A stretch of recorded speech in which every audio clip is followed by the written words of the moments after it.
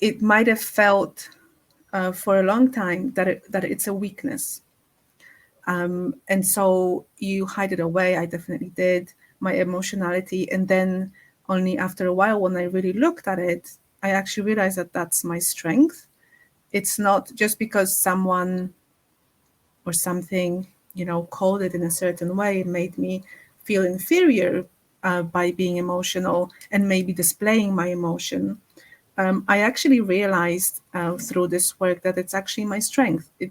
The sensitivity is my strength because that helps me be loving and compassionate towards others and towards myself. So it kind of, it really helps you reframe, because reframe all of the labels maybe that were put on you, because you might have a negative association with a specific part of you that someone else actually might not see it in the same way.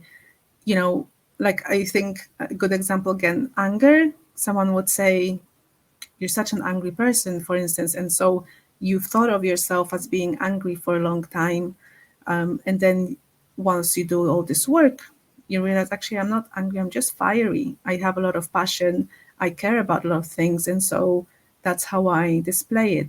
And then it kind of becomes like a play on words almost, because unless you look at it from a different perspective, you kind of, it's almost like it might even help you to deal with it better. And maybe if it was something that you couldn't, let's say, control in the past, maybe you had so much anger, or someone said, you're very angry or whatever, and so you kind of took it upon yourself, oh, I'm just an angry person, I have so much anger in me, and people don't like me because of that, and blah blah blah, and then so it goes.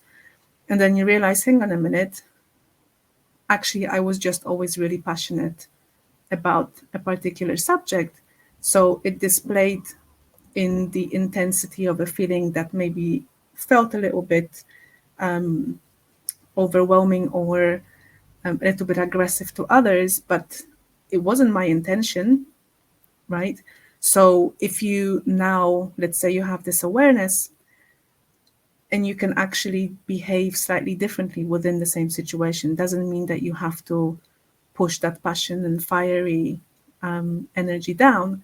You just express it differently. You might use different words when when this surge of passion comes, for instance, so that the other person, if someone's in your company, doesn't feel threatened in any way. You just say, look, I'm just really passionate about this, this is why, this and this.